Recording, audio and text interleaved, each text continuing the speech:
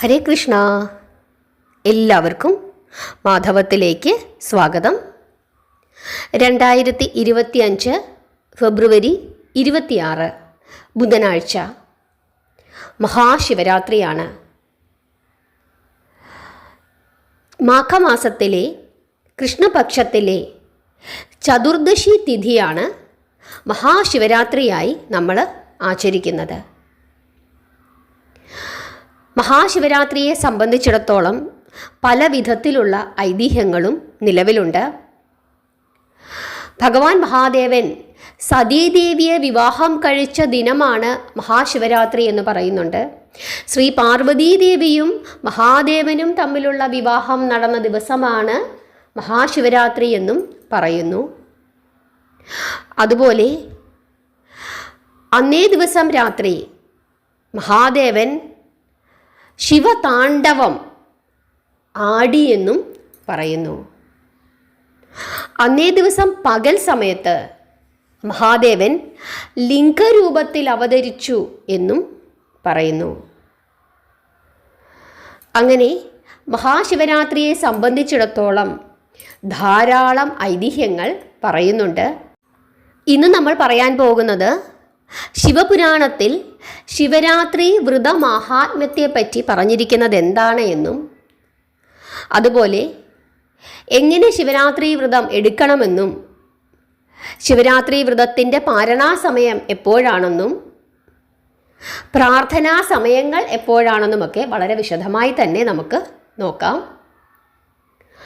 നമ്മൾ ഓരോ വ്രതങ്ങളിലും, പ്രത്യേകിച്ച് ഗണേശ ചതുർത്ഥി, അതുപോലെ ഏകാദശി, മഹാശിവരാത്രി, ഇങ്ങനെയുള്ള വ്രതങ്ങളിലൊക്കെ തന്നെ ഒരു വ്രതകഥയുണ്ട്. നിർബന്ധമായും നമ്മുടെ വ്രതം പൂർത്തിയാകണമെങ്കിൽ വ്രതകഥ വ്രത ദിവസം കേൾക്കുകയോ പാരായണം ചെയ്യുകയോ ചെയ്യണം. എങ്കിൽ മാത്രമേ നമ്മുടെ ആ വ്രതം പൂർണ്ണമാവുകയുള്ളൂ എന്നാണ് ആചാര്യന്മാർ പറഞ്ഞിരിക്കുന്നത്. ഇന്ന് നമ്മൾ വ്രതകഥയും കൂടി പറയുന്നുണ്ട്. മാഘമാസത്തിലെ കൃഷ്ണപക്ഷത്തിലെ ചതുർദശി തിഥിയാണ് മഹാശിവരാത്രിയായി ആചരിക്കുന്നത് എന്ന് നമ്മൾ പറഞ്ഞു. ഭഗവാൻ ലിംഗരൂപത്തിൽ ഭൂമിയിൽ പ്രത്യക്ഷപ്പെട്ട സമയമാണ് 2025 ഫെബ്രുവരി 26 ഉച്ചയ്ക്ക് 12:11 മുതൽ 12:59 വരെ. അതുകൊണ്ട് തന്നെ ആ സമയം നമഃശിവായ മന്ത്രം ജപിച്ച് ഭഗവാനെ ലിംഗരൂപത്തിൽ, ശിവലിംഗ രൂപത്തിൽ പ്രാർത്ഥിക്കുന്നത് വലിയ വലിയ ഫലസിദ്ധിയാണ് നമുക്ക് പ്രദാനം ചെയ്യുന്നത്. മഹാശിവരാത്രി വ്രതം അനുഷ്ഠിക്കുന്നത് എങ്ങനെ എന്ന് ചോദിച്ചു കഴിഞ്ഞാൽ, 26-ാം തീയതി ബുധനാഴ്ചയാണ് മഹാശിവരാത്രി. 25-ാം തീയതി ചൊവ്വാഴ്ച ദിവസം നമ്മൾ ഒരിക്കലുണ്ട് പിറ്റേ ദിവസത്തെ വ്രതത്തിന് വേണ്ടി തയ്യാറെടുക്കുക. ഒരിക്കലുണ്ണണം എന്ന് യാതൊരു നിർബന്ധവുമില്ല. ഒരിക്കലൂണ എന്ന് പറയുന്നത് ഒരു നേരം വളരെ ലഘുവായി അരിഭക്ഷണം കഴിക്കുന്നതിനെയാണ്. തലേ ദിവസവും വേണമെങ്കിൽ നമുക്ക് പാലും പഴങ്ങളുമൊക്കെ ഭക്ഷിച്ച് ഇരിക്കാം. ഇനി ശിവരാത്രി ദിവസം പൂർണ്ണമായി നമുക്ക് വേണമെങ്കിൽ ഉപവസിക്കാം. അതല്ലെങ്കിൽ ഒരിക്കലൂണ് അന്നും നമുക്ക് കഴിക്കാം. ക്ഷേത്രത്തിൽ നിന്നും നേദിച്ചു കിട്ടുന്ന ചോറ് നമുക്ക് കഴിക്കാം. അതല്ലെങ്കിൽ വീട്ടിൽ തന്നെ ശുദ്ധമായി കുളിച്ച് നമ്മൾ കുറച്ച് പച്ചരി വെച്ച് അതിൻ്റെ കൂട്ടത്തിൽ വളരെ ലഘുവായി എന്തെങ്കിലും ചമ്മന്തിയോ അങ്ങനെ എന്തെങ്കിലും കൂട്ടി നമുക്ക് കഴിക്കാം. ബാക്കി 2 നേരവും പഴങ്ങൾ കഴിക്കാം. അതല്ലെങ്കിൽ മറ്റു 2 നേരവും ഒന്നും കഴിക്കാതെ ഒരു നേരം മാത്രം അരിഭക്ഷണം കഴിച്ചിരിക്കാം. എങ്ങനെയാണോ നമ്മുടെ ആരോഗ്യസ്ഥിതി അതനുസരിച്ചിട്ട് ചെയ്യാം. ശിവരാത്രി ദിവസമാണ് നമ്മൾ ഉറങ്ങാതെ ഇരുന്ന് ഭഗവാനെ പ്രാർത്ഥിക്കുന്നത്. ക്ഷേത്രത്തിൽ പോയിരുന്ന് പ്രാർത്ഥിക്കുകയാണെങ്കിൽ വളരെ വളരെ ഉത്തമമാണ്. വീട്ടിലാണെങ്കിൽ രാത്രി മുഴുവൻ, അതായത് സന്ധ്യയ്ക്ക് നമ്മൾ വിളക്ക് തെളിയിച്ച് പ്രാർത്ഥിക്കുന്നത് പിറ്റേ ദിവസം രാവിലെ പ്രാർത്ഥിച്ച് അണയ്ക്കുന്നതാണ് ഏറ്റവും ഉത്തമം. അത്രയും സമയം കെടാവിളക്കായി വിളക്ക് തെളിയിച്ച് വെച്ച് പ്രാർത്ഥിക്കുകയാണെങ്കിൽ വിളക്ക് കരിന്തിരി കത്തുന്നുണ്ടോ, വിളക്കിൽ എണ്ണയുണ്ടോ എന്നൊരു ശ്രദ്ധ കൂടി നമുക്ക് വരും. അപ്പോൾ നമുക്ക് ഒട്ടും ഉറക്കം വരില്ല. ശിവരാത്രി വ്രതത്തിന് മുന്നോടിയായിട്ട് വീട്ടിലിരുന്ന് പ്രാർത്ഥിക്കുന്നവരാണെങ്കിലും ക്ഷേത്രത്തിൽ പോയിരുന്ന് പ്രാർത്ഥിക്കുന്നവരാണെങ്കിലും ഒരു 200 പേജിൻ്റെ ഒരു നോട്ട് ബുക്ക് മേടിക്കുക. എന്നിട്ട് 108 തവണ 1 2 3 എന്നും പറഞ്ഞാൽ 108 നമ്പറുകൾ ഇട്ട് വെക്കുക. 108 കഴിയുമ്പോൾ വീണ്ടും അടുത്ത പേജിൽ 1 2 എന്നും പറഞ്ഞ് എഴുതി വെക്കുക. എന്നിട്ട് രാത്രി മുഴുവൻ ഇരുന്ന് ഓം ഹ്രീം നമഃശിവായ എന്ന് എഴുതിക്കൊണ്ടേയിരിക്കുക. 108 തവണ എഴുതി കഴിഞ്ഞിട്ട് നമുക്ക് കുറച്ച് നേരം കണ്ണടച്ചിരുന്ന് പ്രാർത്ഥിക്കാം. അതല്ലെങ്കിൽ നമുക്ക് കഥകളൊക്കെ കേൾക്കാം, മറ്റു പുസ്തകങ്ങളൊക്കെ വായിക്കാം. അതിനുശേഷം വീണ്ടും നമുക്ക് എഴുതാം. അങ്ങനെ പറഞ്ഞുകൊണ്ട് എഴുതി രാത്രി മുഴുവൻ ഇരിക്കുന്നത് വലിയ ഉത്തമമാണ്. ഞങ്ങൾക്ക് ഇവിടെ ശ്രീകണ്ഠേശ്വരം മഹാദേവ ക്ഷേത്രത്തിൽ ഇവിടുന്ന് തന്നെ പേനയും പേപ്പറും തരും. ഞങ്ങൾ എഴുതി അവിടെ ഒരു ഭണ്ഡാരമുണ്ട്, ആ ഭണ്ഡാരത്തിൽ നിക്ഷേപിക്കും. രാത്രി മുഴുവനും യാമപൂജകളുണ്ട്, ഒരുപാട് ഭക്തിഗാനങ്ങൾ അതുപോലെയുള്ള പരിപാടികളൊക്കെയുണ്ട്. വലിയ വിശേഷമാണ്. അങ്ങനെയുള്ള മഹാക്ഷേത്രങ്ങളിൽ പോയി ഇരുന്ന് കഴിഞ്ഞാൽ നമുക്ക് യാതൊരു കാരണവശാലും ഉറക്കം വരികയില്ല. അതല്ല, വീട്ടിലാണെങ്കിൽ ഉറക്കം വരാതിരിക്കാൻ വേണ്ടിയിട്ടാണ് ഇങ്ങനെ നോട്ട് ബുക്ക് മേടിച്ച് വെച്ച് എഴുതാനായിട്ട് പറയുന്നത്. അങ്ങനെ ഉറങ്ങാതെ ഇരുന്ന് ഭഗവാനെ പ്രാർത്ഥിച്ച് പിറ്റേ ദിവസം രാവിലെ കുളിച്ച് പാരണാസമയത്ത് തീർത്ഥം സേവിച്ച് പാരണ വീടാം. ക്ഷേത്രത്തിൽ നിന്നും വേണമെങ്കിൽ തീർത്ഥം സേവിക്കാം. അതല്ല, വീട്ടിലാണെങ്കിൽ കിണ്ടിയിൽ ജലം വെച്ച് ഭഗവാന് ഒരു കരിക്കൊക്കെ നൈവേദ്യമായിട്ട് വെച്ച്, അതിന് സാധിക്കുന്നില്ലെങ്കിൽ ഒരു പഴമെങ്കിലും നൈവേദ്യമായിട്ട് വെച്ചിട്ട് തീർത്ഥം സേവിച്ച് ആ പഴവും ഒക്കെ ഭക്ഷിച്ച് നമുക്ക് നമ്മുടെ പാരണ വീടാം. പിറ്റേ ദിവസവും പകൽ ഉറങ്ങരുത് എന്നാണ് പറയുന്നത്. അതായത് 27-ാം തീയതി എന്നാണ് ആചാര്യന്മാർ പറയുന്നത്. 27-ാം തീയതിയും സന്ധ്യയ്ക്ക് പ്രാർത്ഥിച്ചതിന് ശേഷം മാത്രമേ ഉറങ്ങാൻ പാടുള്ളൂ എന്നാണ് പറയുന്നത്. ഇനി തീരെ സുഖമില്ല, ആരോഗ്യം വളരെ മോശമാണെങ്കിൽ ഉറങ്ങിയതുകൊണ്ട് യാതൊരു ദോഷവുമില്ല, എല്ലാം ഭഗവാൻ അറിയാം എന്ന് വിശ്വസിക്കുക. ഉറങ്ങാതിരുന്ന് പ്രാർത്ഥിക്കാൻ സാധിക്കുന്നവരൊക്കെ രാത്രിയിലും പിറ്റേ ദിവസവും ഉറങ്ങാതിരുന്ന് തന്നെ പ്രാർത്ഥിക്കുക. അതല്ല, വ്രതം എടുക്കുന്നുണ്ട്, പക്ഷേ ഉറങ്ങണം, നമുക്ക് ബുദ്ധിമുട്ടാണ്, ശാരീരിക അവസ്ഥകൾ ബുദ്ധിമുട്ടാണെങ്കിൽ രാത്രിയിൽ കുറച്ച് ഏറെ സമയം ഇരുന്ന് ഭഗവാനെ പ്രാർത്ഥിച്ചതിന് ശേഷം നിങ്ങൾ ഉറങ്ങിക്കോളൂ. അതിലൊന്നും യാതൊരു ദോഷവുമില്ല. അപ്പോഴും നിങ്ങളുടെ വ്രതമായിട്ട് തന്നെ നിൽക്കും. നമുക്ക് ആരോഗ്യസ്ഥിതി അനുവദിക്കാത്തത് കൊണ്ടാണല്ലോ പറ്റുന്നത് പോലെയൊക്കെ ഭഗവാനെ പ്രാർത്ഥിക്കുക. വയ്യാത്ത അവസ്ഥയിലും നമുക്ക് പറ്റുന്നത് പോലെ ഭഗവാനെ പ്രാർത്ഥിച്ചാൽ തീർച്ചയായിട്ടും ഭഗവാന്റെ അനുഗ്രഹം നമുക്കെല്ലാവർക്കും ഉണ്ടാകും. ഫെബ്രുവരി 27-ാം തീയതിയിലെ പാരണാ സമയമെന്ന് പറയുന്നത് രാവിലെ 6:36 മുതൽ 8:54 വരെയാണ്. ആ സമയത്ത് തീർത്ഥം സേവിച്ച് നമ്മുടെ വ്രതം അവസാനിപ്പിക്കാം. ഇനി നമുക്ക് ശിവപുരാണത്തിൽ ശിവരാത്രി വ്രതമഹാത്മ്യം എന്താണ് പറഞ്ഞിരിക്കുന്നത് എന്ന് നോക്കാം. ഈ കഥ ഇന്ന് നിങ്ങൾ കേൾക്കുന്നത് കൂടാതെ നിർബന്ധമായും ശിവരാത്രി ദിവസം കേട്ടിരിക്കണം. നിങ്ങൾ ഉറങ്ങാതെ വീട്ടിലിരുന്ന് പ്രാർത്ഥിക്കുന്നവരാണെങ്കിൽ ഈ കഥ വരുന്ന ഭാഗമെടുത്ത് തീർച്ചയായിട്ടും നിങ്ങളത് കേൾക്കണം. അത് കേട്ട് പ്രാർത്ഥിച്ചാൽ ഭഗവാന്റെ അനുഗ്രഹം വളരെയധികം നിങ്ങൾക്ക് എല്ലാവർക്കും ഉണ്ടാകും. കാരണം ശിവരാത്രി വ്രത ദിവസം ശിവപുരാണത്തിലെ വ്രതമഹാത്മ്യ കഥ കേൾക്കുന്നത് ഏറ്റവും പുണ്യകരമാണ്. നമുക്ക് കഥാഭാഗത്തിലേക്ക് പോകാം. ശ്രദ്ധിച്ചു കേട്ടുകൊള്ളുക. സിന്ധു നദിയുടെ തീരത്ത് കുഞ്ചരം എന്ന ഒരു രാജ്യമുണ്ടായിരുന്നു. അവിടെയുള്ള ജനങ്ങളുടെ പ്രധാന തൊഴിൽ കന്നുകാലി വളർത്തലായിരുന്നു. ആ രാജ്യത്തിൽ തിന്നു കൊഴുത്തു നടക്കുന്ന പശുക്കുട്ടികളെ എവിടെ നോക്കിയാലും കാണാമായിരുന്നു. അവയെ ആരും തന്നെ കെട്ടിയിട്ടിരുന്നില്ല. അതുകൊണ്ട് തന്നെ ഓരോ ഭവനത്തിലും അതതിൻ്റെ കിടാങ്ങൾ ഒരുമയോടും ഒതുക്കത്തോടും കഴിഞ്ഞു വന്നിരുന്നു. ആ രാജ്യത്തെ രാജാവും വളരെയധികം ശ്രേഷ്ഠനായിരുന്നു. അദ്ദേഹം തൻ്റെ പ്രജകളിൽ നിന്നും സമർത്ഥരായ 7 പേരെ തിരഞ്ഞെടുത്ത് തൻ്റെ മന്ത്രിമാരായി വെച്ചിരുന്നു. അവരുടെ സഹായത്തോടു കൂടിയാണ് രാജാവ് രാജ്യഭരണം നടത്തിയിരുന്നത്. രാജാധികാരം ഒരിക്കലും ഏകാധിപത്യമാകരുത് എന്ന് വിശ്വസിച്ചിരുന്ന ഒരു രാജാവായിരുന്നു ആ രാജ്യത്തിലെ ഭരണാധികാരി. കുഞ്ചരത്തിലെ മന്ത്രിമാരും വളരെയധികം ശ്രേഷ്ഠന്മാർ തന്നെയായിരുന്നു. അതിൽ ഒരു മന്ത്രിയുടെ മകനായിരുന്നു സുകുമാരൻ. മന്ത്രി ശ്രേഷ്ഠനും തൻ്റെ പ്രവൃത്തി കൊണ്ട് വിഖ്യാതനായിരുന്നു എങ്കിലും സുകുമാരൻ വളരെയധികം നീചനായിരുന്നു. അവൻ ദുഷ്ടനും അന്യായക്കാരനും ക്രൂരനും ദുർമാർഗിയുമായി വളർന്നു വന്നു. സഹചരെ ദ്രോഹിച്ചും നീചമായ മാർഗത്തിലൂടെ സഞ്ചരിച്ചുമാണ് അവൻ മുമ്പോട്ട് പോയിക്കൊണ്ടിരുന്നത്. പ്രായപൂർത്തിയായപ്പോൾ സുകുമാരൻ അച്ഛനെ ധിക്കരിച്ച് ഒരു ചണ്ടാള സ്ത്രീയെ വിവാഹം കഴിച്ചു. അവളുമായി ഏറെക്കാലം അയാൾ സുഖമായി താമസിച്ചു വന്നു. താമസിയാതെ സ്ത്രീ ഗർഭിണിയായി. അധികം താമസിയാതെ ആ സ്ത്രീ ഒരു ആൺകുഞ്ഞിനെ പ്രസവിക്കുകയും ചെയ്തു. കാലക്രമേണ സുകുമാരൻ 7 കുഞ്ഞുങ്ങളുടെ പിതാവായി തീർന്നു. 5 ആണും 2 പെണ്ണും.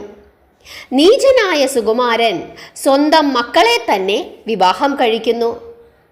ചണ്ടാളരിൽ അധപ്പതന മനസ്സുള്ളവനായി അവൻ കഴിഞ്ഞു വന്നു. ഒരിക്കൽ ആ ചണ്ടാള സ്ത്രീ സുകുമാരനോട് ഇങ്ങനെ പറഞ്ഞു: ഭർത്താവേ, സിന്ധു നദിയുടെ കരയിൽ ഒരു ഉത്സവം നടക്കുന്നുണ്ട്. അത് കാണുവാൻ എനിക്ക് പോകണം.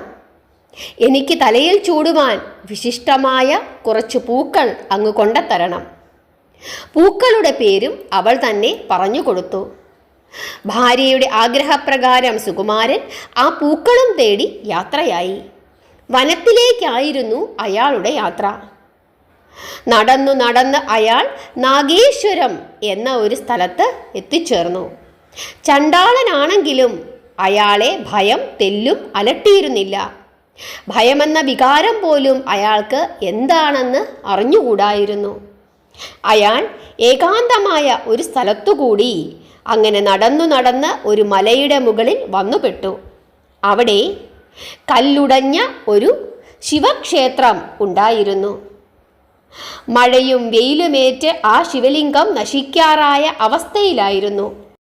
അങ്ങനെ മറിഞ്ഞുകിടന്ന ആ ശിവലിംഗം സുകുമാരൻ കാണുന്നു. അയാൾ ഉടനെ തന്നെ ആ ശിവലിംഗത്തെ എടുത്ത് നിവർത്തി വെച്ചു. ആ ലിംഗവിഗ്രഹത്തിന് മുകളിൽ ഒരു കുടക്കല്ലും എടുത്തു വെക്കുന്നു. അന്നു രാത്രി സുകുമാരൻ ഉറങ്ങിയില്ല. ശിവലിംഗത്തിൻ്റെ പരിസരം വൃത്തിയാക്കുന്നതിനും ആ വിഗ്രഹത്തെ ശരിയായി ഉറപ്പിക്കുന്നതിനുമായി അയാൾ സമയം ചിലവഴിച്ചു. ആരും പൂജിക്കാതെ ഇട്ടിരുന്ന ആ വിഗ്രഹവും പരിസരവും സുകുമാരൻ തൻ്റെ പ്രവൃത്തിയിലൂടെ വൃത്തിയാക്കുന്നു. ആ പ്രവൃത്തിയിൽ ഏർപ്പെട്ടിരുന്നതിനാൽ അയാളെ ഉറക്കം ബാധിച്ചില്ല. അന്നു രാത്രി ഒരു പോള കണ്ണ് അയാൾ അടച്ചില്ല. രാത്രി മുഴുവനും ആ ശിവലിംഗത്തെ വൃത്തിയാക്കുന്നതിനും അതിൻ്റെ പരിസരങ്ങൾ മുഴുവൻ വൃത്തിയാക്കുന്നതിലും അയാൾ വ്യാപൃതനായിരുന്നു. പ്രഭാതത്തിൽ അയാൾ ശിവലിംഗത്തെ നോക്കി തൃപ്തി അടഞ്ഞതിനു ശേഷം തൻ്റെ ഭാര്യയ്ക്ക് പൂക്കൾ ശേഖരിക്കുന്നതിനായി താഴ്വരയിലേക്ക് പുറപ്പെട്ടു. വൈകുവോളം അവൻ അവിടെയെല്ലാം ചുറ്റി നടന്നു. ഒടുവിൽ കിട്ടിയ പൂക്കളുമായി അവൻ സ്വവസതിയിലേക്ക് മടങ്ങുന്നു. വർഷങ്ങൾ കഴിഞ്ഞു. സുകുമാരനെ വാർദ്ധക്യം ബാധിച്ചു. അധികം താമസിയാതെ അയാൾ രോഗശയ്യയിലുമായി. ഒരു ദിവസം സുകുമാരൻ മരിച്ചു. ചണ്ടാളവൃത്തിയായ അവൻ്റെ ജഡം അനാഥമായി. അതിനാൽ മറ്റുള്ളവർ ആ ജഡം സിന്ധു നദിയിലേക്ക് വലിച്ചെറിഞ്ഞു. ചണ്ടാളൻ്റെ ആത്മാവിനെ കൊണ്ടുപോകുവാൻ യമപുരിയിൽ നിന്നും കാലദൂതന്മാർ എത്തിച്ചേരുന്നു. അപ്പോൾ ആ സമയത്ത് കൈലാസത്തിൽ നിന്നും സുകുമാരനെ കൊണ്ടുപോകുവാൻ ശിവദൂതന്മാരും അവിടെ വന്നു ചേർന്നു. ശിവദൂതന്മാർ യമദൂതരോട് ഇങ്ങനെ പറഞ്ഞു: ഹേ സുഹൃത്തുക്കളെ, ഇവനെ കൊണ്ടുപോകുവാനുള്ള അർഹത നിങ്ങൾക്കില്ല, അത് ഞങ്ങൾക്കുള്ളതാണ്. അപ്പോൾ കാലദൂതന്മാർ ഇങ്ങനെ ചോദിച്ചു, അതെങ്ങനെ? ഇവൻ നീചനായ ഒരു ചണ്ടാളനാണ്. അപ്പോൾ ശിവദൂതന്മാർ ഇങ്ങനെ പറഞ്ഞു, ശരിയായിരിക്കാം, ഇവൻ നീചനാണെങ്കിലും ചണ്ടാളനാണെങ്കിലും ഇപ്പോൾ ഇവൻ കൈലാസത്തിൽ എത്തിച്ചേരുവാൻ അർഹത നേടിക്കഴിഞ്ഞിരിക്കുന്നു. അപ്പോൾ യമദൂതന്മാർ ഇങ്ങനെ ചോദിച്ചു, എങ്ങനെയാണ് അവൻ അതിന് അർഹനായത്? കൈലാസത്തിൽ നിന്നും വന്ന ശിവദൂതന്മാർ ഇങ്ങനെ പറഞ്ഞു, അവൻ ഒരിക്കൽ അറിയാതെ ഒരു ശിവരാത്രി വ്രതം അനുഷ്ഠിച്ചു. അവൻ അറിഞ്ഞിരുന്നില്ല അവൻ അനുഷ്ഠിക്കുന്നത് ശിവരാത്രി വ്രതമാണെന്ന്. അതും ഒരു രാത്രി മുഴുവൻ യത്നിച്ച് ശിവലിംഗം ഉറപ്പിക്കുകയും ചെയ്തു. അത്തരത്തിൽ മഹത്വമേറിയ ഒരു കർമ്മം ചെയ്തതിനാൽ അവൻ്റെ പാപങ്ങൾ മുഴുവനും നശിച്ചിരിക്കുന്നു. അതിനാൽ ഞങ്ങൾ ഈ ആത്മാവിനെ കൊണ്ടുപോകുവാൻ വന്നതാണ്. ശിവഗണങ്ങൾ ഇപ്രകാരം പറഞ്ഞത് കേട്ട് കാലദൂതന്മാർ എതിർത്തുകൊണ്ട് പറഞ്ഞു, ചണ്ടാളനായിരുന്ന ഇവൻ അതിലും താണ പ്രവർത്തികളാണ് ചെയ്തിരുന്നത്. സ്വന്തം മക്കളെ പോലും പീഡിപ്പിച്ചിരുന്ന നീചനായ ഇവനെ എങ്ങനെയാണ് കൈലാസത്തിലേക്ക് കൊണ്ടുപോകുവാൻ സാധിക്കുന്നത്? അതുകൊണ്ട് ഇവനെ ഞങ്ങൾ കൊണ്ടുപോവുകയാണ്. ഇങ്ങനെ പറഞ്ഞ് യമദൂതന്മാരും ശിവഗണങ്ങളും തമ്മിൽ വഴക്കായി. അവരുടെ തർക്കം യുദ്ധത്തിൻ്റെ വക്കോളം എത്തിച്ചേർന്നു. അപ്പോൾ യമധർമ്മൻ അവിടെ എത്തിച്ചേർന്നു. യമധർമ്മൻ ഇങ്ങനെ പറഞ്ഞു, സുകുമാരൻ എന്ന ഈ ചണ്ടാളന്റെ ആത്മാവ് ഇപ്പോൾ മോക്ഷം പ്രാപിച്ചിരിക്കുന്നു. ഒരു രാത്രി മുഴുവനും ഇവൻ ശിവലിംഗത്തെ പരിചരിച്ചു. അന്ന് ശിവരാത്രിയായിരുന്നു. പിറ്റേന്നു മുഴുവനും പൂക്കൾ തേടി നടന്നതിനാൽ അന്നും അവൻ ഉറങ്ങിയില്ല. യാദൃച്ഛികമായിട്ടാണ് എങ്കിലും അനുഷ്ഠിച്ച ശ്രേഷ്ഠമായ കാര്യം കൊണ്ട് ഇവൻ മോക്ഷദായകനായി. ആ ആത്മാവിനെ അവരോടൊപ്പം അയക്കുക, അവൻ പോകട്ടെ. ഈ വിധം യമധർമ്മൻ തൻ്റെ ദൂതന്മാരോട് പറയുകയാണ്. അങ്ങനെ യമധർമ്മൻ്റെ നിർദ്ദേശപ്രകാരം യമദൂതന്മാർ സുകുമാരൻ്റെ ആത്മാവിനെ കൈലാസത്തിൽ നിന്നും എത്തിച്ചേർന്ന ശിവദൂതന്മാർക്ക് വിട്ടുകൊടുത്തു. അങ്ങനെ ശിവദൂതന്മാർ സുകുമാരൻ്റെ ആത്മാവിനെയും കൊണ്ട് കൈലാസത്തിലേക്ക് യാത്രയാകുന്നു. ഹരേ കൃഷ്ണ. ഇവിടെ എത്ര നീചമായ പ്രവർത്തികളാണ് ആ സുകുമാരൻ ചെയ്തത്. അച്ഛനെ ധിക്കരിച്ചൊരു സ്ത്രീയെ വിവാഹം കഴിച്ചതല്ല തെറ്റ്. അവൻ ചെയ്തു കൂട്ടിയ ദുഷ്ടപ്രവർത്തികളാണ്. നീചനായിരുന്നു. സ്വന്തം പെൺമക്കളെ പോലും വെറുതെ വിടാത്തവനായിരുന്നു. അത്രത്തോളം നീചമായ പ്രവർത്തികൾ ചെയ്ത സുകുമാരൻ അവൻ അറിഞ്ഞിരുന്നില്ല അന്ന് ശിവരാത്രി ആയിരുന്നുവെന്ന്. ആ ശിവരാത്രി ദിവസം അവൻ എന്താണ് ചെയ്തത്? ഭഗവാനെ പൂജിക്കുകയായിരുന്നു. പൂക്കൾ തേടി വന്നതുകൊണ്ട് ആ പകൽ ദിവസവും അവൻ ദുഷ്ടപ്രവർത്തികളൊന്നും ചെയ്തില്ല. ഭാര്യയ്ക്ക് പൂക്കൾ അന്വേഷിച്ച് വന്നതിനാൽ മാംസഭക്ഷണങ്ങളൊന്നും കഴിച്ചിരുന്നില്ല. ഉപവസിച്ചാണ് വന്നത്. കാരണം കാട്ടിലൂടെ ഏകാന്തമായി നടക്കുകയാണ്. രാത്രിയായപ്പോഴാണ് ആ ഇടിഞ്ഞു പൊളിഞ്ഞു വീണ ആ ക്ഷേത്രത്തെ കണ്ണിൽപ്പെടുന്നത്. രാത്രി മുഴുവനും ആ ക്ഷേത്ര പരിസരം വൃത്തിയാക്കുകയും ശിവലിംഗത്തെ വൃത്തിയാക്കുകയും ചെയ്തതിനു ശേഷം പിറ്റേ ദിവസം വീണ്ടും ഉറങ്ങാതെ ഇരുന്ന് സന്ധ്യയ്ക്ക് വീട്ടിലെത്തിയതിനു ശേഷമാണ് അയാൾ ഉറങ്ങിയത്. അതുകൊണ്ട് തന്നെ അറിയാതെയാണെങ്കിൽ പോലും അവൻ ശിവരാത്രി വ്രതം എടുത്തിരിക്കുന്നു. അതുകൊണ്ട് അത്രയും കാലം അവൻ ചെയ്ത പാപങ്ങളെല്ലാം ഭഗവാൻ പൊറുത്തിരിക്കുന്നു. അങ്ങനെയാണെങ്കിൽ അറിഞ്ഞുകൊണ്ട് ഭഗവാനെ പ്രാർത്ഥിച്ചിരിക്കുന്ന നമുക്കൊക്കെ എത്രയോ വലിയ അനുഗ്രഹമായിരിക്കാം ഭഗവാൻ നൽകുന്നത്. അതുകൊണ്ട് തന്നെ ഈ വ്രതകഥ നിർബന്ധമായും ശിവരാത്രി ദിവസം നിങ്ങളെല്ലാവരും കേൾക്കണം. ഒന്നും കൂടെ ഈ വീഡിയോ എടുത്തു വെച്ച് ഈ ഭാഗമാകുമ്പോൾ നിങ്ങൾ അത് കേൾക്കണം. കേട്ട് ഭഗവാന്റെ അപാരമായ കാരുണ്യത്തെപ്പറ്റി ഓർത്ത് പ്രാർത്ഥിച്ച് അറിഞ്ഞും അറിയാതെയും നമ്മൾ ചെയ്തു പോയ തെറ്റുകളെല്ലാം ക്ഷമിച്ച് ഭഗവാൻ നമ്മളെ അനുഗ്രഹിക്കണമേ എന്ന് പ്രാർത്ഥിക്കുക. തീർച്ചയായിട്ടും മഹാദേവൻ്റെ അനുഗ്രഹം എല്ലാവർക്കും ഉണ്ടാകും. എല്ലാവരെയും ഭഗവാൻ അനുഗ്രഹിക്കട്ടെ. ഹരേ കൃഷ്ണ.